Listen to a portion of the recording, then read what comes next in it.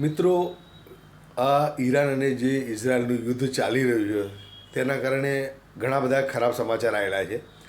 તેમાંથી બીજા એક ખરાબ સમાચાર આવેલા છે અને એ સમાચારમાં એવું છે કે જે મોર્મુઝની ખાડી છે જ્યાંથી અલગ અલગ દેશોથી જે માલવાહક જહાજો પસાર થતા હોય છે એ ખાડીમાં અમેરિકા, ઇઝરાયલ એ તરફથી બોમ્બમારો થઈ રહ્યો છે અને એ બોમ્બમારા વચ્ચે ઈરાને પણ એવું જાહેર કર્યું છે કે અહીંથી જે બીજા દેશના જે જહાજો છે જે પરિવહન કરે છે ઘરની જે વપરાશની ચીજ વસ્તુઓ લઈને પેટ્રોલ છે, ગેસ છે કે બીજી ઘણી વસ્તુઓ, તે જે તે બીજા દેશના જહાજોને પોતાની જે મુર્મુઝ ખાડી છે ત્યાંથી પસાર થવા નહીં દે. જો આવું થશે તો મુશ્કેલી સર્જાશે.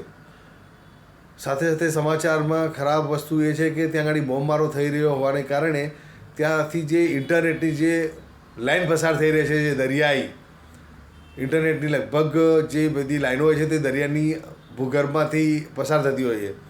ત્યાં બોમ્બમારાના કારણે કદાચ એ ઇન્ટરનેટની જે વાયરિંગ છે ત્યાંનું એ જો કદાચ ડેમેજ થશે તો દુનિયાભરમાં ઇન્ટરનેટ જે સેવાઓ મળી રહી છે તેમાં મુશ્કેલી ઊભી થવાની છે. એ મોટા સમાચાર છે.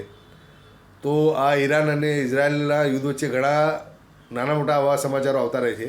તો સાવધાન રહેજો દોસ્તો, અને આવા બીજાને પણ જાણકારી આપજો જેથી લોકો થોડા જાણકારીવાળા વ્યક્તિ રહે, જેથી ભવિષ્યમાં આવું કાંઈ બને તો એમને એકદમ આંચકો ના લાગે. અને દોસ્તો, તમે મારા વિડીયો જુઓ છો, હું જોઉં છું ઘણા બધા વ્યૂઝ મળે છે પણ લાઇક અને કોમેન્ટ નથી હોતી. તો મહેરબાની કરીને હું તમને આવા સારા ઇન્ફોર્મેશનવાળા વિડીયો મોકલું છું, તો લાઇક અને કોમેન્ટ જરૂર કરજો અને શેર પણ કરજો.